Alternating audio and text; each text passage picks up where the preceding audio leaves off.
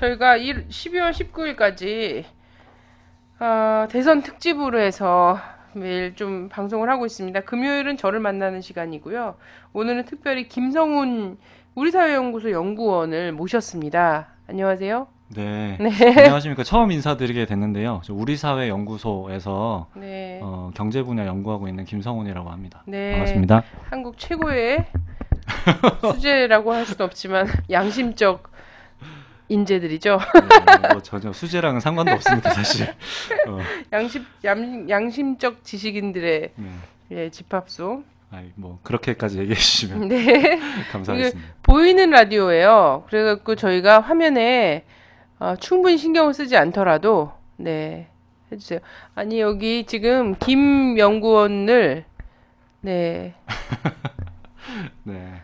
아유, 저를 아시는 분이 머리까지 깎았네요, 지금. 네네, 김 연구원을 잘 아시는 분인데 저분도 반갑습니다. 누군지 저도 알 것 같고요. 네. 과자, 야식용 과자, 맛간용 과자 안 드시나? 저 그거를 원래 지난주에 과자를 여기다가 갖다 주셨어요. 그래서 편하게 하라는 컨셉으로 갖다 주셨고 저는 나가지 않는 때인 줄 알고 막 집어 먹었는데 이게 다 나가고 있었더라고요. 네. 이게 보니까는 네. 손까지 다 나오네요. 이게 화면에. 네, 예. 민망합니다. 저는 지금 스마트폰을 들고 있습니다, 지금. 네. 자, 저희가 아무래도 이 김성훈 연구원이 경제 부분이에요. 예, 분야가 자기 분야가 경제 부분이고 제가 가장 취약한 부분이 또 경제 부분이에요. 네. 그래서 많은 설명을 김 연구원에게 의존해서 하겠습니다. 예, 대답이 될지 모르겠는데 오늘 한번 최선을 좀 다해 보겠습니다. 근데 한국 사회가 사실은 한국 경제 굉장히 어려운가 봐요. 저도 느끼겠어요. 네. 저는 근데 워낙에 경제 생활 이런 거하고는 좀 거리가 멀고 가진 재산도 없고 빚을 낼래야 빚을 낼 수 있는 어떤 담보물도 없고 해갖고 세상 정말 평온하게 사는 축에 속하거든요. 네.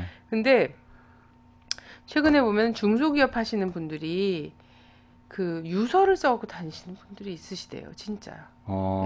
저도 처음 듣는 얘기인데. 그래요? 네. 저는 이제 저희 그 주변에 이제 사업하시거나 이런 분들이 쭉 있는데 그런 분들 중에는 주변에 영세 상공인 같은 경우에는 부도가 그렇게 많이 나고 있어요. 그래서 뭐 대기업 같은 경우에는 이제 나라 차원에서 약간 법정 관리도 하고 뭐 여러 가지 단계가 좀 있지 않습니까? 그렇지만 이제 영세 상공인 같은 경우에는 대단히 이런 상태에 취약한 거죠. 그래서 유서를 써갖고 다니는 가장들이 있다 이런 얘기도 듣고요. 그리고 대선 있는 시기에 어떤 국민들이 이런 얘기를 해요.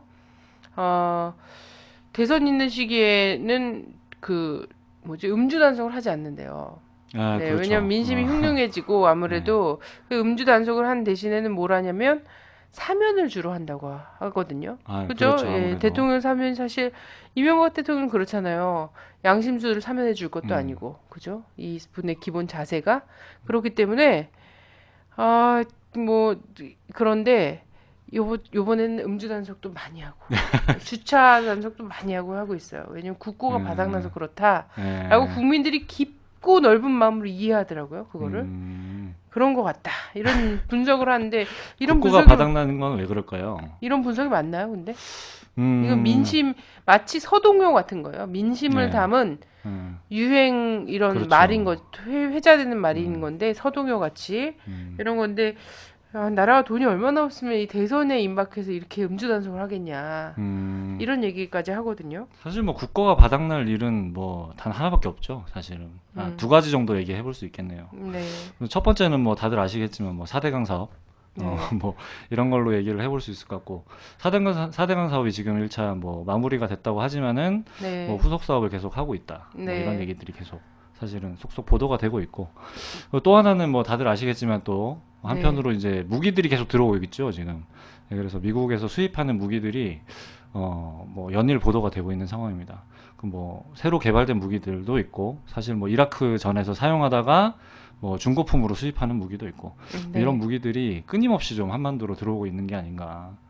뭐 그런 것 같습니다. 그래서 뭐 그런 돈을 사실 뭐 서민들 주머니 털어가지고 음주 단속해서 마련해 보려는 뭐 그런 꼼수인가 뭐 이런 생각이 좀 드네요. 그 국민들이 어쩔 수 없이 그런 의심을 한다라는 거죠.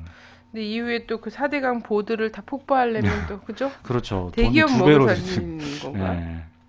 뭐 폭파하는데도 또 돈은 네. 버니까요, 기업들이. 네. 네.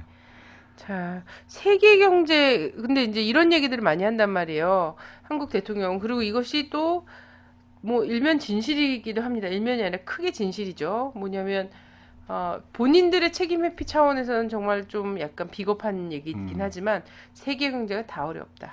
세계 경제가 다 세계 어렵다. 경제가 다 어렵기 때문에 경제 대통령을 표방한 나라고 무슨 수가 있겠느냐. 이런 식으로 책임 회피를 해요. 책임 회피를 하는 건 비겁하지만 세계 경제가 어려운 건 사실이죠.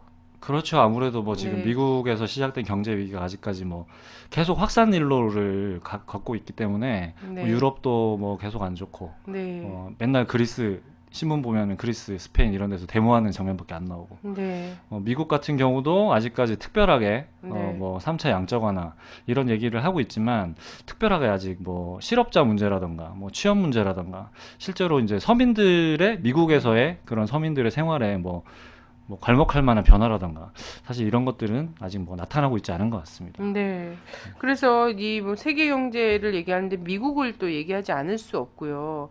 근데 미국에서는 그러니까 경제 부문 도대체 용어들이 왜 이 지경인지 진짜 알 수가 없는데 네. 저도 그래서 경제면 뉴스를 보는 게 참 재미가 없어요. 그렇죠. 일단 저의 생활적 요구가 없고 네. 주식 투자를 한다거나 이런 게 없지 않습니까, 네. 제가? 그러다 보니까 생활적 요구가 없고 그런데 이런 것들이 많이 나왔단 말이죠. 미국 연방준비제도 이사회는 네. 네, 3차 양적 완화 발표를 했다. 예, 양적 완화. 네, 뭐 이런 이게 얘기가 도대체 네, 도대체 무슨 말이냐? 네, 도대체 무슨 네. 말이야? 뭘? 이게 도대체 뭘 네. 양적 완화를 하는 그러면서 거냐? 뉴욕 월가는 새로운 유동성 장세가 조성될 것이라는 그런 기대감이 환호했다. 네. 했지만 뭐 그건 기대에 그쳤다. 뭐 이런 거 있잖아요. 그렇죠. 막 뭐 뭔 듣도 얘기야, 못한 뭐 도대체. 그런 얘기들. 사실 예. 뭐 아는 척 해보고는 싶지만 사실 뭐 이게 정확하게는 알 수 없는. 네. 네, 암호 도대체 같은. 이런 연방준비제도 이사회가 왜 이런 짓을 해야 이런 수를 내야지 되고 되는 상황인지 뭐 이런 거에 대해서 좀 얘기를 해주세요. 그러니까 뭐 아주 뭐 간단하게 압축적으로 얘기를 한번 해보자면은 사실 이제 미국 경제라는 게 뭐 다들 아시겠지만 2차 세계대전 후에 뭐라고 해야 될까요? 사실 이제 세계의 유일한 그 자본주의 대장 국가로서 이제 계속 군림을 해왔지 않습니까? 근데 이제 미국이 잘 사는 이유가 사실 따지고 보면 그 반대편을 보면 항상 이제 그 잘 사는 사람이 있으면 빈곤이 있듯이 이제 전 세계 많은 그 빈곤 국가들이 존재를 한단 말입니다. 그 뭐 이런 책도 있지 않습니까? 뭐 빈곤의 이유 또는 뭐 왜 전 세계 절반은 굶주릴 수밖에 없는가? 뭐 이러한 그런 뭐 책들에서 뭐 무수히 많이 다루고 있는 얘기가 하나 이제 반드시 등장하는 그 소재 중에 하나가 이제 당연히 미국이고. 네. 그래서 이제 미국이 도대체 무슨 돈으로 이렇게 먹고 사는가 이 사람들은 기존에 보면은 이제 그 미국이 이제 80년대 전까지만 해도 이제 제조업의 가장 1등 국가로서 사실은 그 2차 세계대전 때 그 무수히 많은 무기들을 만들면서 누적된 이 축적되어 온 기술들 그리고 이런 것들을 활용하는 제품 생산 뭐 가장 대표적인 게 자동차 그리고 또 이제 첨단 역시 무기들 이런 것들을 팔아 먹으면서 사실은 이제 성장을 해왔는데 80년대쯤 들어오면서 이제 그 일본이나 독일이나 이런 후발 국가라고 표현할 수 있겠죠. 네. 이런 후발 주자들이 미국의 제조업들을 따라잡기 시작하면서 어려워지기 시작하는 거죠. 네네. 어려워지기 시작하는데 사실은 이제 미국이 그러면서 꼼수를 많이 쓰죠. 뭐 이를테면 많이 알려진 게 뭐 일본을 불러다가 이제 뭐 소위 말하는 플라자 합의 이런 것들이 나오게 되는데 인위적으로 정치적인 협상을 통해서 환율을 인위적으로 이제 조작을 하는 겁니다. 뭐 이렇게 보면은 사실 환율 조작의 1등 국가는 사실 미국이라고 볼 수 있겠죠. 네. 네, 뭐 이렇게 얘기를 할 수 있는데 그러면서 미국의 이제 제조업이 계속 몰락을 하게 됩니다. 그러면서 이제 미국의 기존의 그런 산업들은 다 해외로 빠져나가게 되고 저임금 노동력을 찾아서 전 세계를 이제 배회를 하게 되는 거죠. 네. 그러면 이제 미국에서는 무엇을 먹고 사는가? 뭐 소위 말하는 뭐 골드만삭스, 뭐 이런 피치, 뭐 이런 신용평가 회사라던가 그다음에 금융회사, 투자금융회사라고 하죠.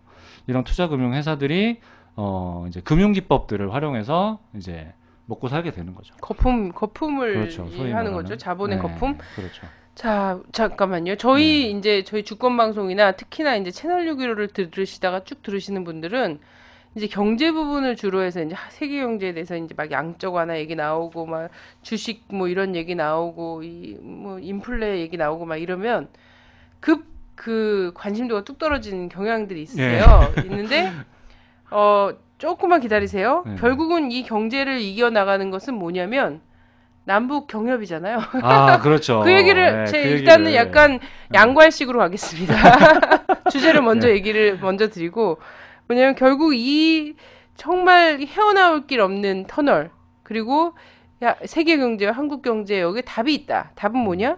남북 관계 개선이다. 남북 경협이다. 이런 얘기를 저희가 이제 조목조목 하려고 하는 거기 때문에 관심 분야세요. 그러니까 좀 지금 많은 사람들이 지금 탈출 러쉬를 지금 또 그래서 좀 기다리시면서 좀 들어보시면 될 것 같습니다. 본방사수하시면 좋겠습니다. 오늘의 주제는 사실은 이제 남북 경협 얘기를 하려고 하는 겁니다. 네네 그렇습니다. 그래서 그래요. 그래서 미국이 그 지경이 됐죠. 네네. 네. 어디까지 됐죠? 저임금 노동자를 찾아서 세계를 그렇죠. 주물럭주물럭 하다 하면서 자기들은 이제 투자금융이나 이런 거죠. 자본의 거품을 이용해서 사람들의 환심을 사게 하는 거. 그렇죠. 이런 걸로 사실상 이제 주식 열풍이라든지 이런 것들이 다 왜 있잖아요. 난 수중에 100원, 1,000원 주고선 주식 샀는데 내게 주가가 올랐어. 10,000원이래.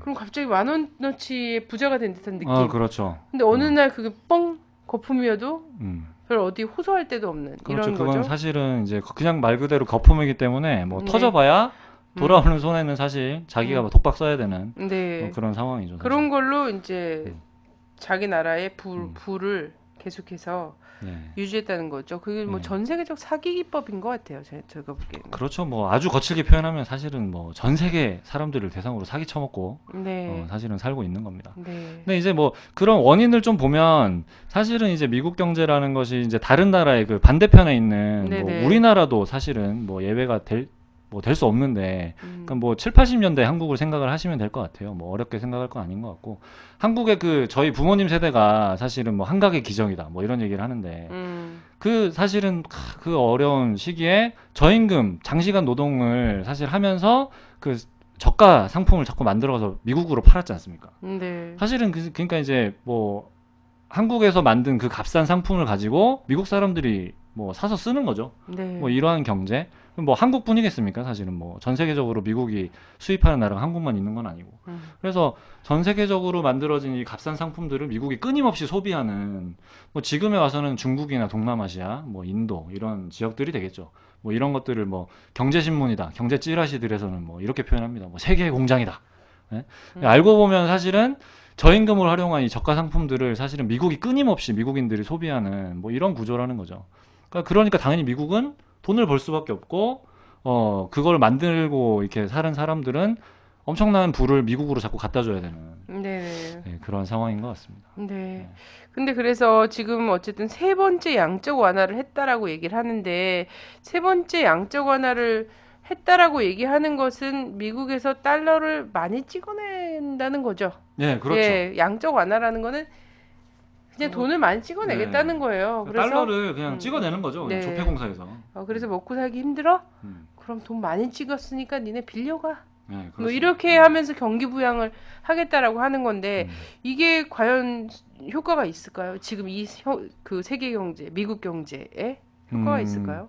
그렇죠. 효과가 있느냐 없느냐 뭐 이런 거를 얘기를 하려면은, 그러니까 이 미국 경제가 지금 어떤 상황이냐, 돈을 찍어내면 과연 효과가 있느냐, 그러니까 이런 얘기를 해보려면은, 그러니까 이 미국 경제가 이제 아까 금융 경제다 뭐 이런 얘기를 했는데, 그러니까 이게 사실은 그러니까 노동자들이 그러니까 이 대다수 제품들을 생산하고 서비스를 제공하는 노동자들이 계속적으로 이렇게 사장님들이 돈을 벌려면 노동자들이 임금을 자꾸 깎아야 되지 않습니까?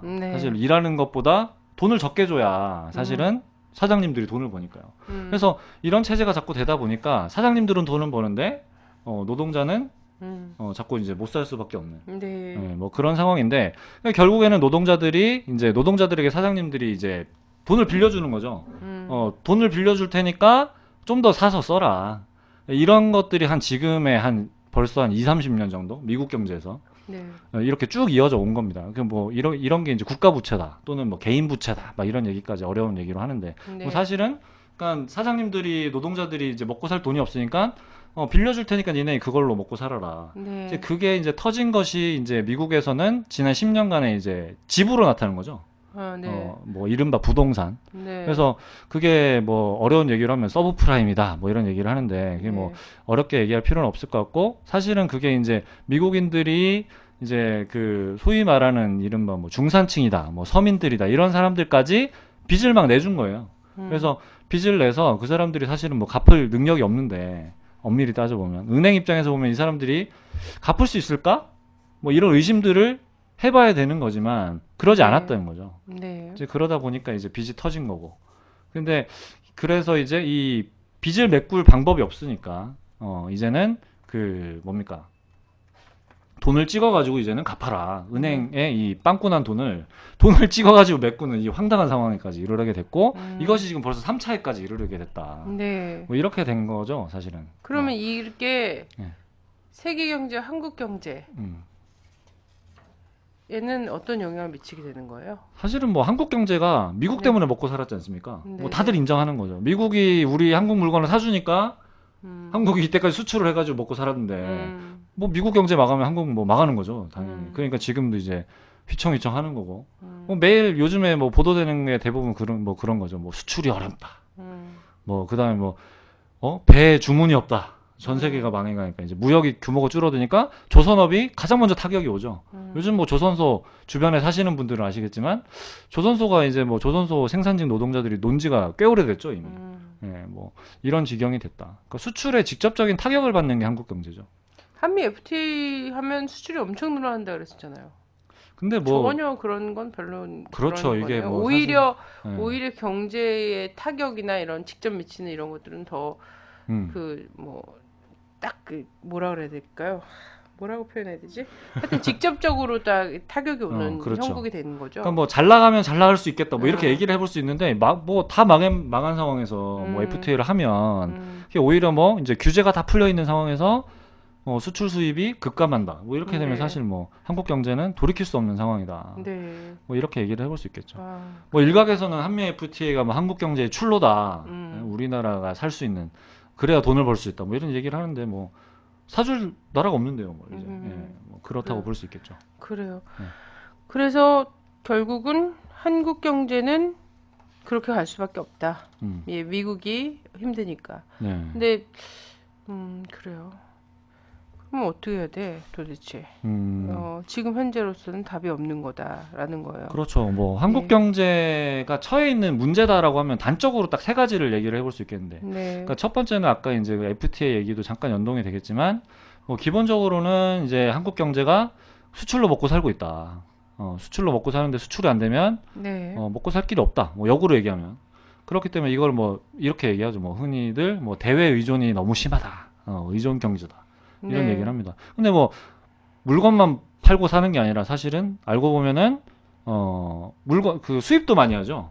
왜냐면 원자재나 이런 것들이 한국에는 거의 없기 때문에. 그래서 원자재 같은 것도 항상 이제 수입에 의존하고 있고. 네. 뭐 이를테면은 그 삼성전자다 이런 얘기를 한번 해볼 수 있겠는데 삼성전자가 한국에서 대단히 신화적인 존재로 이렇게 자리를 잡고 있습니다, 그죠? 근데 이제 삼성전자 같은 경우는 이제 반도체나 뭐 이런 데서 사실은 이제 반도체를 만드는 그 기계들은 사실은 다 미국에서 또 수입해야 되는 또는 일본에서 수입해야 되는 뭐 이런 상황이라는 거죠.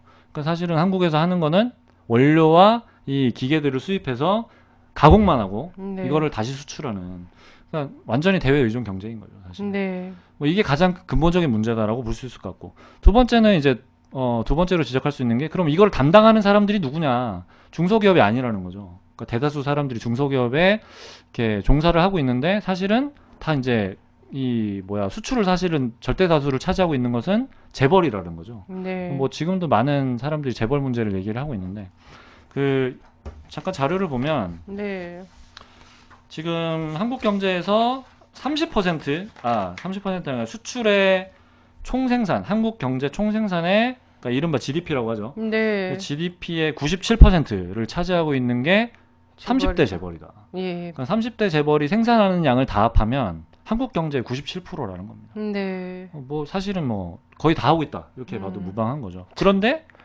우리 주변에 살고 있는 사람들은 대부분 어디에 취직을 했냐 따지고 보면 다 중소기업에 사실은 다니고 있는데 네. 그러니까 이렇다는 겁니다. 그러니까 이게 뭐 통계 자료를 보면은 뭐 한국 전체 고용의 88%가 중소기업이 담당을 하고 있다. 네. 그러니까 중소기업은 사실은 먹고 살 게 없는 거죠. 다 하청기업이고. 네. 근데 중소기업은 자꾸 넘어가고 있는 거잖아요. 그렇죠. 넘어지고 아까 네, 이렇게 유서를 유서도. 써갖고 다니는 사람들이 있다는 거 보면은 총 고용의 88%가 사실상 중소기업에 고용되어 있는 사람들인데 중소기업이 살 수가 없는 하청을 받는 그런 구조로 되어 있다라는 거예요. 그렇죠. 그 뭐. 위에 재벌들이 실제 총생산의 97%를 차지하면서 재벌들이 딱 자리하고 있고, 네. 그죠? 나머지 3%를 갖고 영세, 그죠? 그렇죠. 뭐 그걸 이렇게 나눠 먹는 겁니다. 나눠 먹고 네. 있는 거예요. 97%를 재벌들이 차지하고 있고, 근데 그 재벌들의 상당한 그 지분을 외국 자본이 또 갖고 있는 네, 그렇죠. 현상이죠. 뭐 주식 조금 하시는 분들은 아시겠지만 사실 뭐 웬만한 대기업이다. 대기업 계열사는 사실 뭐 외국 자본이 네. 외국인 펀드들이 다 뭐 주식 갖고 있는 거죠. 사실. 네. 근데 이게 한국 경제가 지금 이런 상태다라는 이런 아주 굉장히 뭐랄까 기형적인 가분수 상태잖아요. 그렇죠. 그 엄청난 그 외국 대두죠, 자본을, 대두. 예, 외국 자본을 위에 쥐고 있고 재벌이 또 탁 이렇게 자리하고 있고 그리고 아주 조그만 거를 이제 이 중소기업들이 담당하고 있는 이런 상태로 대단히 진짜 위태위태한 이런 상황인데 이런 게 결국 이제 미국 경제의 영향 하에서 이렇게 된 거였지 않습니까? 네. 예.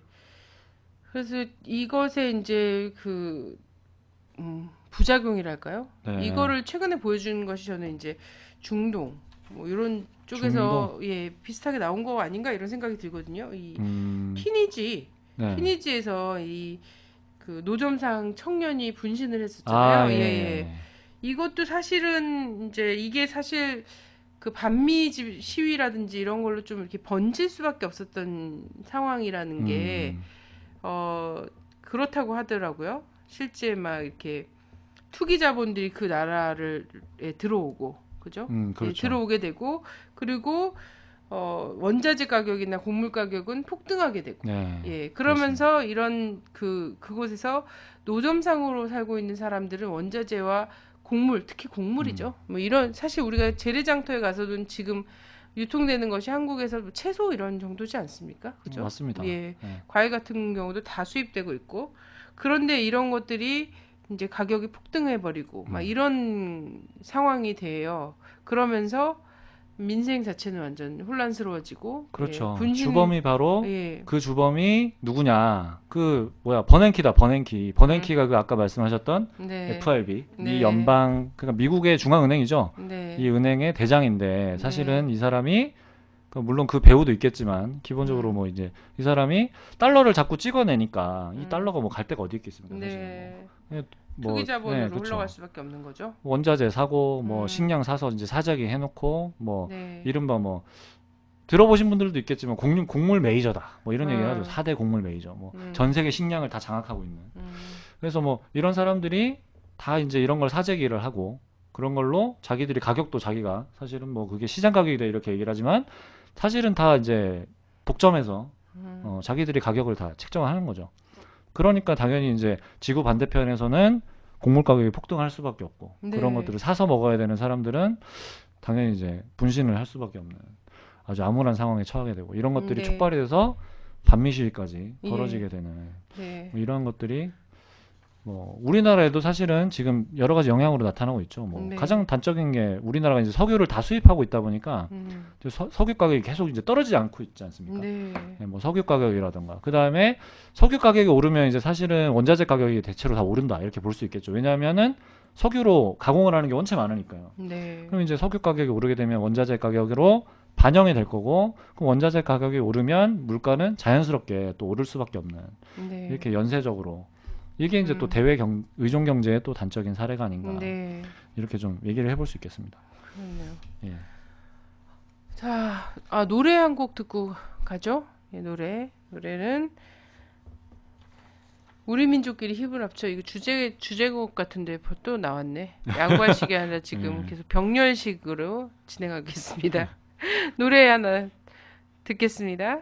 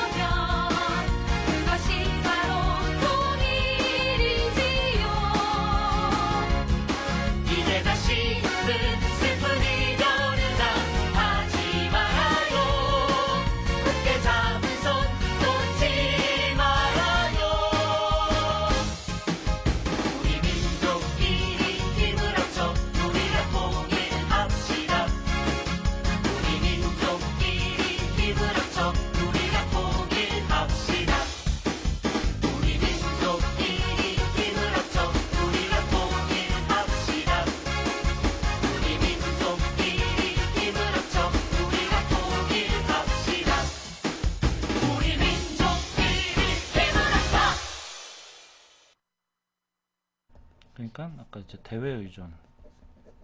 아, 됐어요? 네. 아, 저희도 그런 스튜디오에서 있잖아요. 이렇게 헤드폰 끼고 큐 사인하고선 좀 알아듣고 이렇게 하는 그런 시스템이 있으면 참 좋을 것 같은데 그러질 않고 우리는 막 저 밖에서 막 손짓 발짓하고 입 모양 보고 막 이렇게 해야 되고. 아, 오늘 방송이 처음인데 네. 굉장히 다이나믹하네요. 네. 근데 우리 처음 하는 것 치고 뭐 잘하는 거예요. 저희 계속 방송사고를 계속 끊임없이 내고 있고요. 네. 근데 그럼에도 불구하고 대단히 수준 높은 방송이 된다고 또 저희 방송 아끼는 팬들이 또 계세요. 아, 정말 마음이 정말 바다같이 넓으신 것 같아요. 네. 감사합니다. 근데 이렇게 어려운 상황이에요. 그래서 미국이 사실 세계적 경제를 좌초시켰거나 다름이 없지 않습니까? 자본주의 그렇죠, 대장 노릇을 하다가.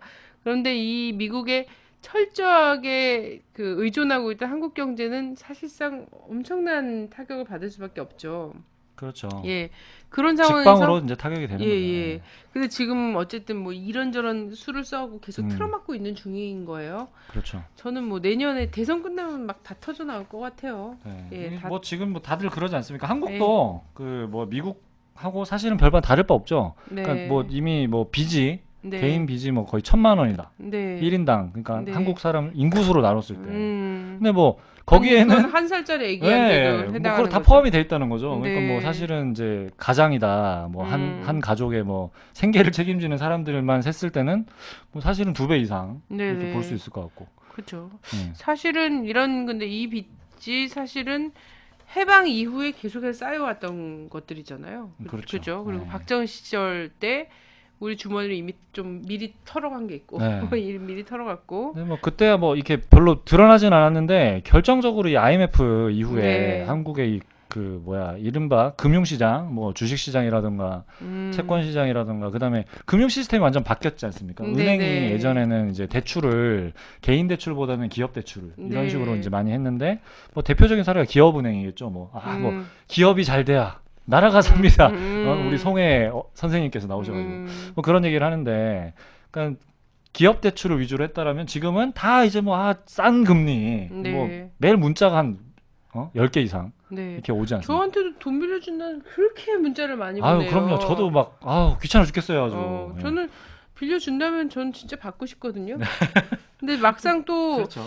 은행을 전전해봤는데 제가 받을 수 있는 거는 1,080만 원이더라고요. 제가 받을 수 있는. 와, 그거 엄청 많은 건데요? 그래요? 네. 아니요. 신용대출로?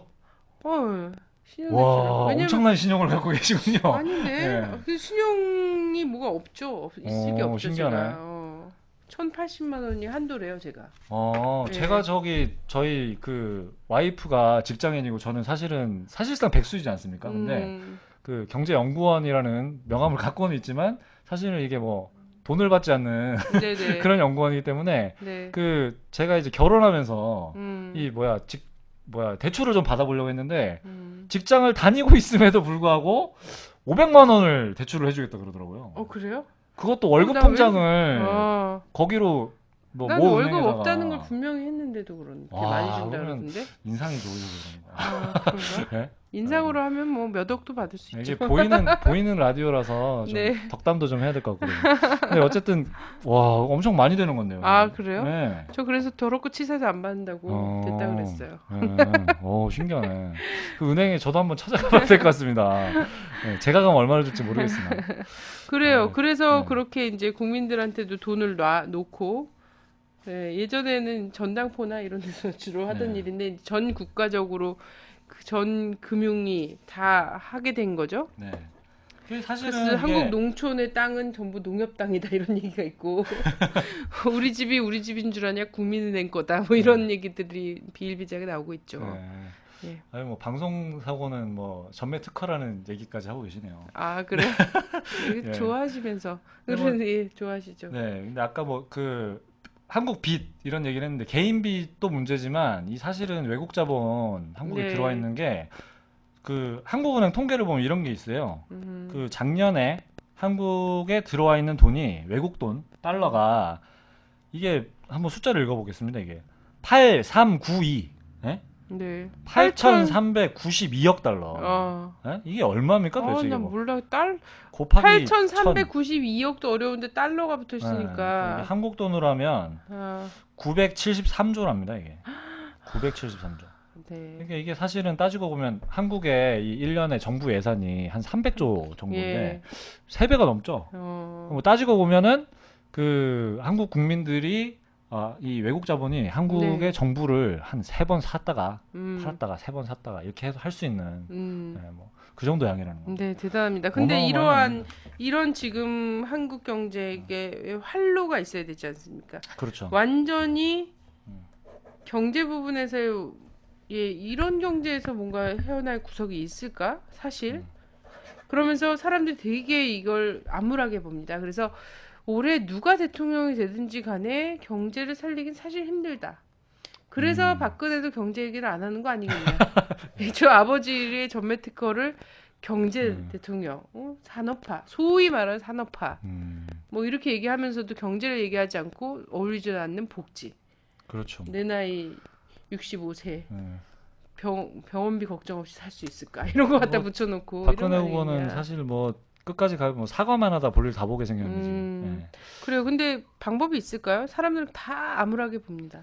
그렇죠. 뭐 암울한데 그래도 뭐 하늘이 무너져도 솟아날 구멍이 있다. 뭐 이런 속담이 있기는 하지만, 근데 이게 사실은 그러니까 그 발상을 바꿔야 된다. 뭐 이런 얘기를 하고 싶습니다. 왜냐하면 그러니까 뭐 지금 뭐 삼성 없으면 사실 뭐 한국 뭐 다 굶어 죽는다. 이렇게까지 얘기를 하고 있는데 그럼 뭐 삼성에 사실은 뭐 밥을 먹여줍니까 사실?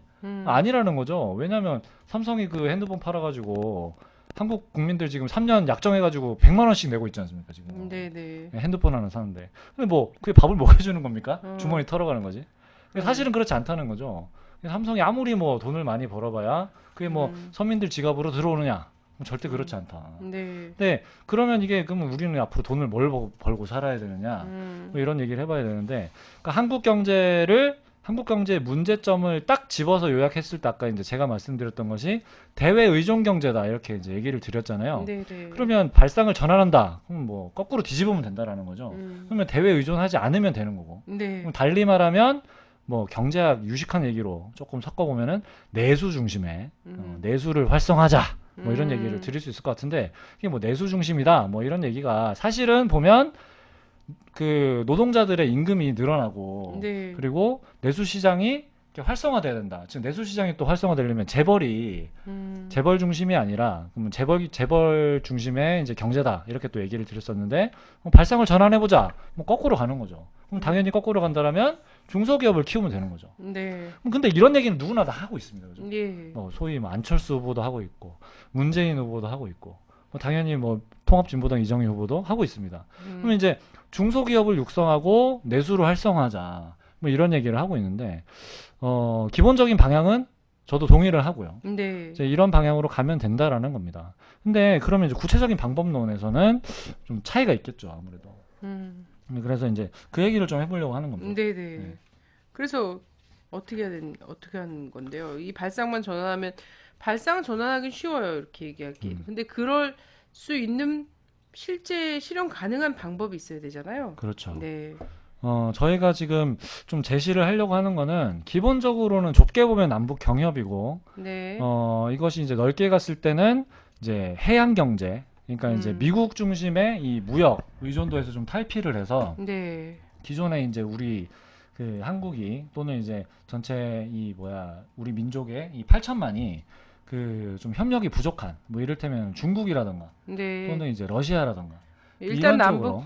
일단 네. 남북이요. 네, 그렇죠. 전혀 없는 협력이 전혀 없는. 네네. 그래서 기본적으로는 이런 것들을 하려면, 그러니까 이제 뭐 네. 안철수 후보도 뭐 북방 경제네 뭐 이런 얘기를 하는데, 사실은 그게 중요한 게 아니라 남북 경협을 해야 된다. 네. 기본은 이겁니다. 왜냐하면은 아니 뭐 북방으로 가려고 해도 길이 막혀 있는데 네. 어디로 가겠다는 건지 참 그렇습니다. 네. 그래서 기본적으로는 남북 경협이 음. 돌파구가 된다라는 겁니다. 네. 네. 그래서 조금 구체적으로 좀 얘기를 해보면은, 일단은 이게 왜 답이 되느냐. 그러니까 일단은 이제 경협을 했을 때 기본적으로 내수 시장이 늘어난다는 거죠.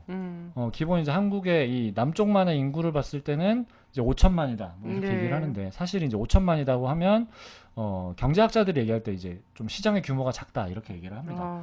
뭐 구체적으로 왜 그런가?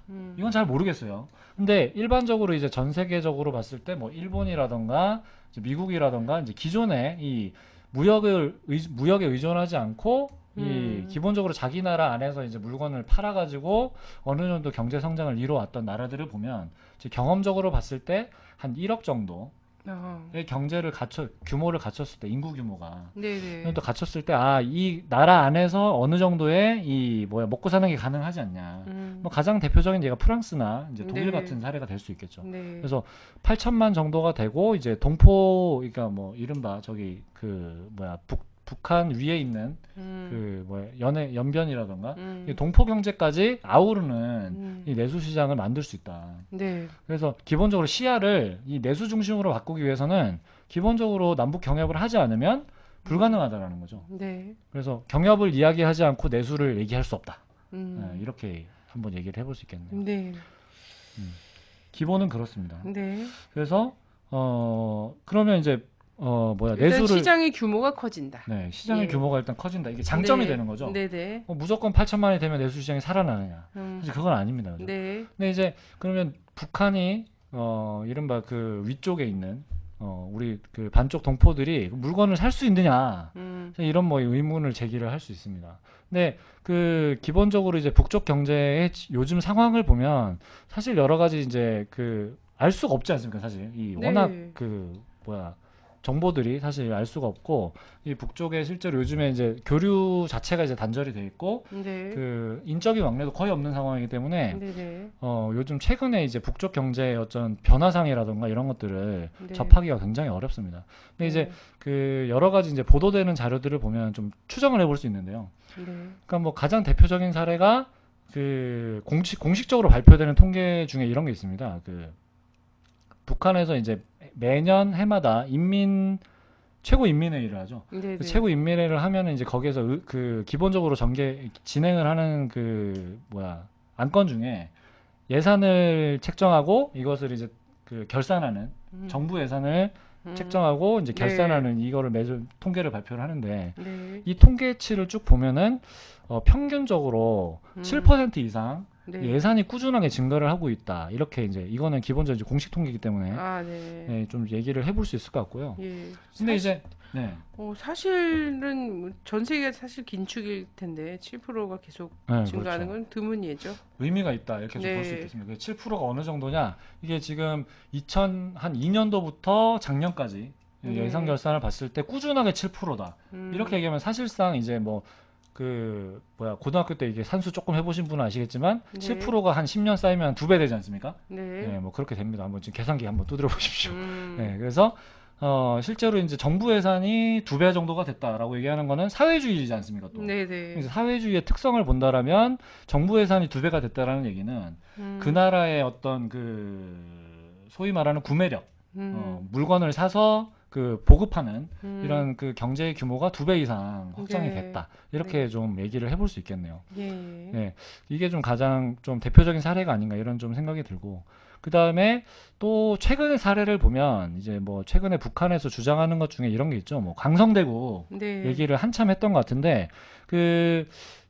이게 뭐 사실 맞느냐 아니냐 뭐 이런 논란이 있습니다. 근데 이제 이 보도된 바에 의하면 그 2011년도에 그 이제 그 북쪽에서 주장하는 것 중에 가장 대표적인 게 주체철이다 뭐 이런 얘기를 하죠. 그래서 북한에서 이 코크스가 수입이 안 되기 때문에 이제 다른 공법을 개발을 해서 이제 철을 생산을 시작을 했는데 이 철을 개발을 하게 되면서 그 공업 생산량이 그 정체되어 있던 공업 생산량이 30%가 성장했다. 네, 뭐 이렇게 얘기를 해볼 수가 있겠는데 이런 이제 발표를 한번 한 적이 있어요. 근데 이제 그 30%가 사실 성장하는 게 뭐 한국에서는 있을 수 없는 그런 일이죠. 뭐 기본적으로 경제 규모가 어느 정도 성장한 조건에서 30%가 성장한다.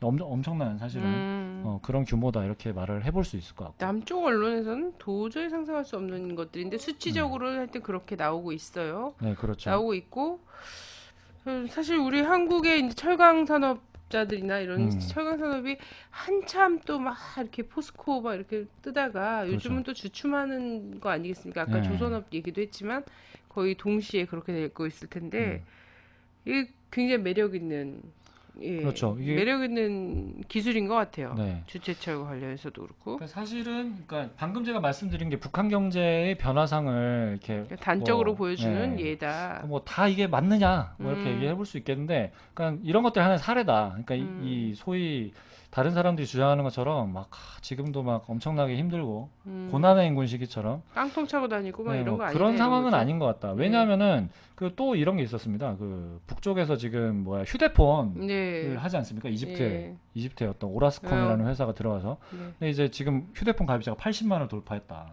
뭐 이런 얘기도 나오고 또 그 최근에 보도된 것 중에 자동차 판매량 평화자동차라고 남북 경협이죠. 경협의 대표적인 사례인데 평화자동차 회사가 그 3년 전부터 2009년부터 자동차 판매량이 급증하기 시작했다. 그래서 보통 한 300대 1년에 그 정도밖에 못 팔았었는데 올해는 2000대가 넘어섰다 이미. 뭐 이런 얘기들까지 하고 있더라고요. 그러니까 뭐 이런 것들을 좀 봤을 때는 어느 정도 구매력이 예전에 비해서 굉장히 많이 좀 가능성이 있지 않나.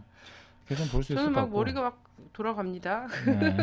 이 막 차가 많이 늘고 평양시내 늘고 이런 것들을 막 생각하니까 남북이 함께 빨리 교통 신호 체계 빨리 깔아야 되고 이런 것들이 막 쭉 돌아가는데 같이 할 수 있는 일이 무궁무진할 것 같아요. 그렇죠. 이거 외에도 사실상 이제 한국 경제라고 하기보다는 한반도 전체 경제에서 남과 북이 서로 주고받을 수 있는 것들이 꽤 있지 않습니까? 이런 거 말고도. 가장 대표적인 게 아까 이제 말씀드렸던 철광석이죠. 네네. 네, 북한의 철광석의 장점은 가장 큰 장점이 노천광산이다. 그러니까 뭐 그냥 가다 보면 철광석이 널려 있는 거죠. 그냥. 이렇게 삽으로 그냥 퍼가지고 이제 그냥 사용을 하면 되는 네네. 무산철광이라고 하는데 그 네. 철광지대에 노천광산이 있다. 근데 뭐 북한의 자원하면 되게 유명하잖아요. 뭐 네. 철광석뿐만 아니라 또 요즘 뭐 히토류 얘기도 많이 나오고 네, 있고요. 히토류, 우라늄? 최근에 각광받고 있는 우라늄이나 히토류. 그다음에 뭐 이제 그 굉장히 또 가치가 높은 광물 중에 마그네사이트. 그 미국이 네. 그렇게 침 흘리고 있다는. 그렇죠. 이게 사실은 이 첨단 무기에 많이 사용이 되죠. 네. 그래서 마그네사이트도 노천광산이 있다. 네, 그래요. 뭐 이런 얘기들이 사실로 다 확인이 되고 이미 뭐 미국 회사도 북한에 들어가서 네. 채굴을 하고 있는 이런 상황이죠. 안타까운 거죠, 사실은. 네. 지금 우리 저 남쪽 포스코나 이런 이제 기업들에서 얼마든지 가지고 오면 같이 이제 유무상통 해가지고 한국 이 기업들도 많이 이제 원자재를 안전하게 확보할 수 있는 좋은 이제 그래요. 남쪽의 포스코가 그런 혜택을 누리길 원치는 않지만 원치는 않습니다. 네. 뭐 좀 약간 더 양심적이고 시대의 발전에 도움을 줬던 사람들이 민족 기업 형식으로 해서 좀 새로운 아까 얘기했던 거죠. 재벌 중심에서 중소기업 중심으로. 네. 그죠?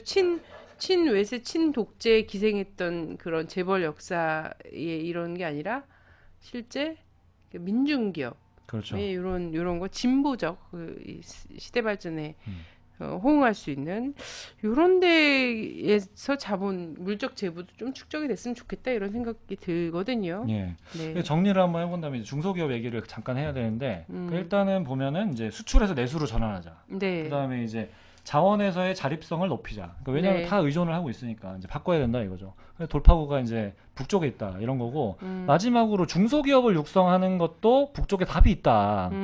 이렇게 얘기를 해볼 수 있을 것 같아요. 왜냐하면은 뭐 다들 아시겠지만 기본적으로 이제 우리가 하고 있는 게 개성공단이지 않습니까? 네네. 지금 물론 이제 개성공단이 1단계에서 좀 개발이 멈춰져 있습니다. 뭐 다들 아시겠지만 이제 이명박 정부가 그 오이사 조치다. 그래서 이제 대북 경협을 전면적으로 중단했죠. 네. 그래서 그 지금 이제 개성공단도 1단계에서 멈춰서 있는데 그 이거를 이제 개발할 때 차후에 개발할 때 원칙을 좀 잘 세우자. 그래서 기본적으로 이제 대기업을 막 유치를 하자. 그리고 뭐 외국 자본을 유치하자. 이런 것보다는 이제 기본적으로 그 남북이 합작을 통한 이 중소기업을 육성하는 것을 기본으로 해야 된다. 그래서 뭐 기본적으로 제시가 돼 있는 게 이제 북쪽에서 이제 발달한 기술 중에 기계공업이 굉장히 발달을 해 있지 않습니까? 네. 기계공업. 그 다음에 이제 이런 것들을 응용하는 이 의료 정밀기기.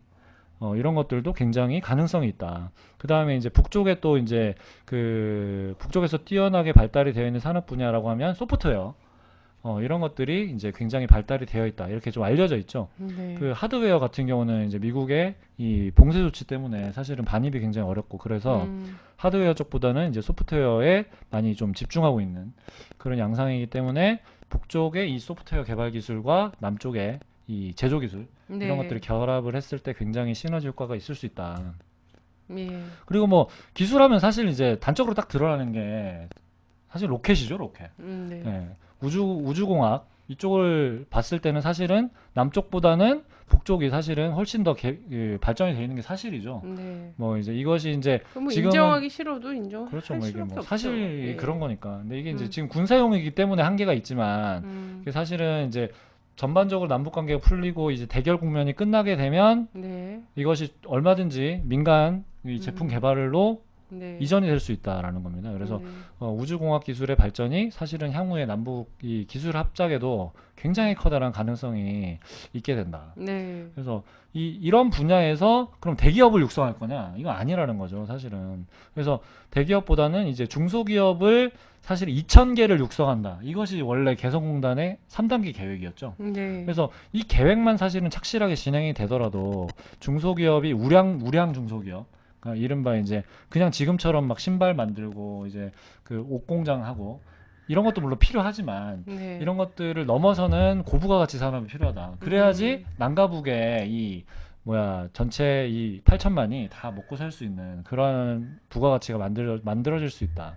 이렇게 좀 얘기를 할 수 있겠죠. 네. 네. 뭐 비단 이제 개성공단만 하는 게 아니죠. 사실 그 14선언 보시면 아시겠지만 그죠. 이제 그 해주, 공단이 여러 개가 있잖아요. 그죠. 이미 북한에서도 밝힌 바 있고 합의된 남포, 것만 해도 그렇습니다. 많이 있습니다. 자, 우리 애청자들이 얼마나 수준이 고급스러운지 보세요.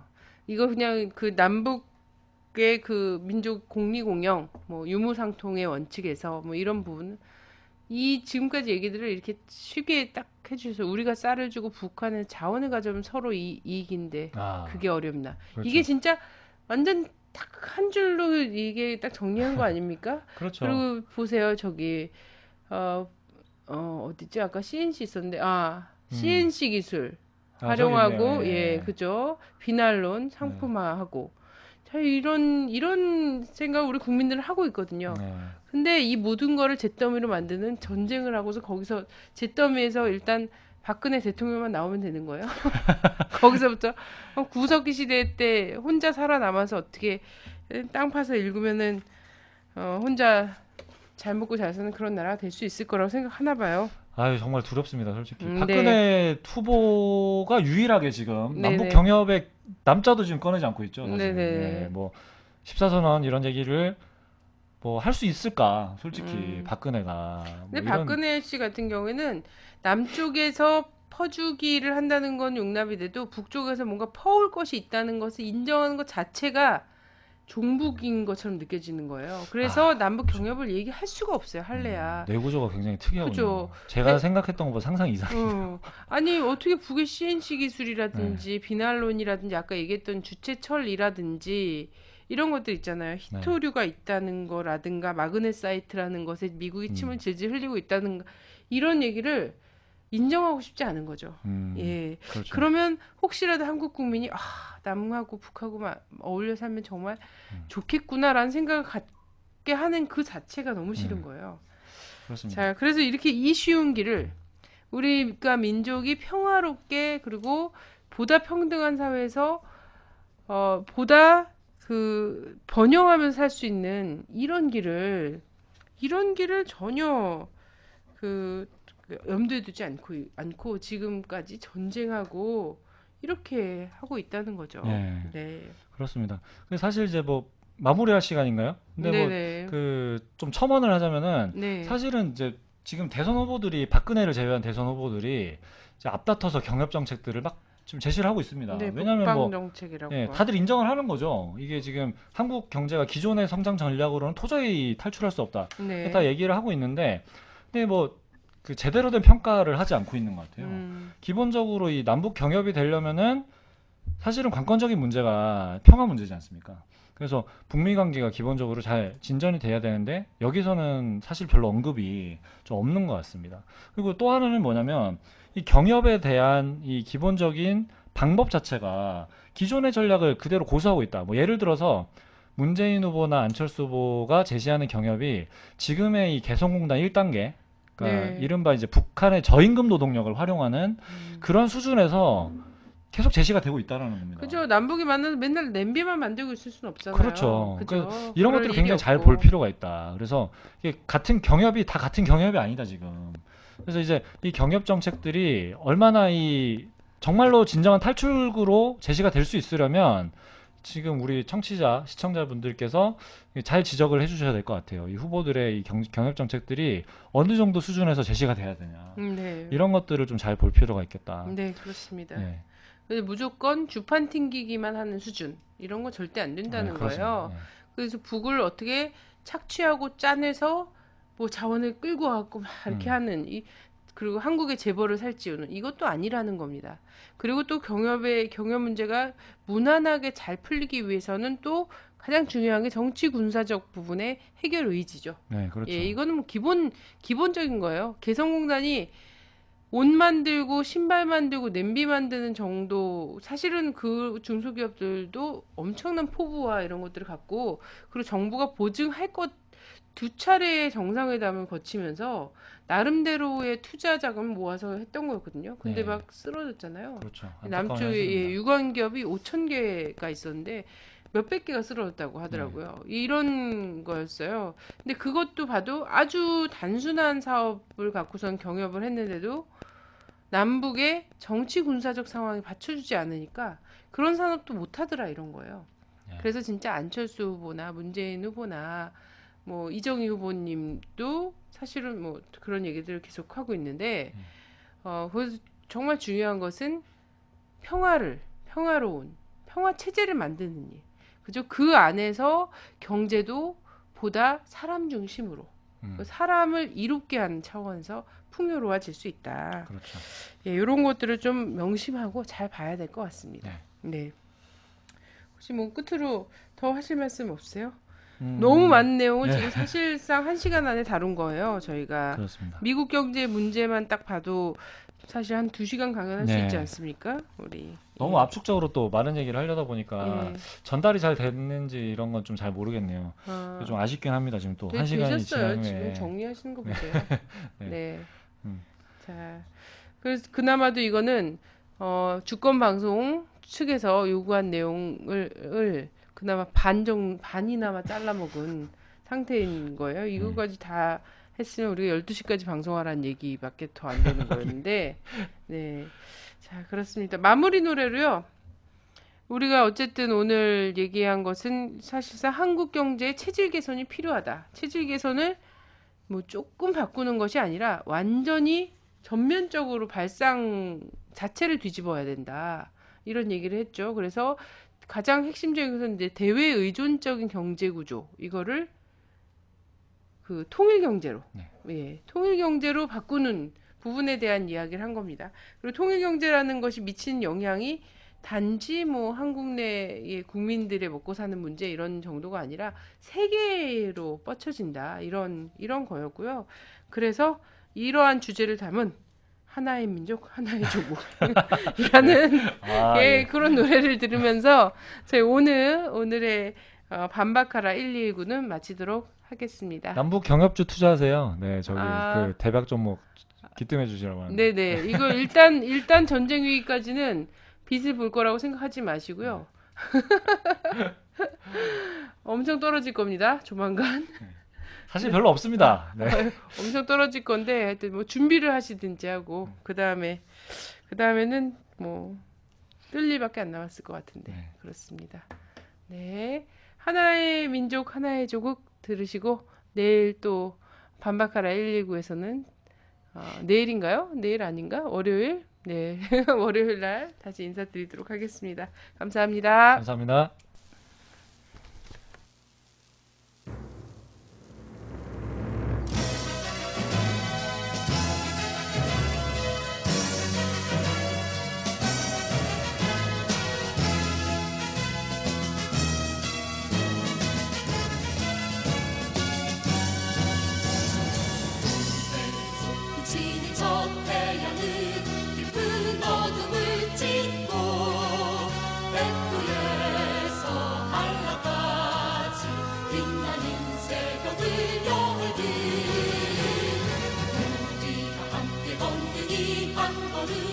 고난의 역사를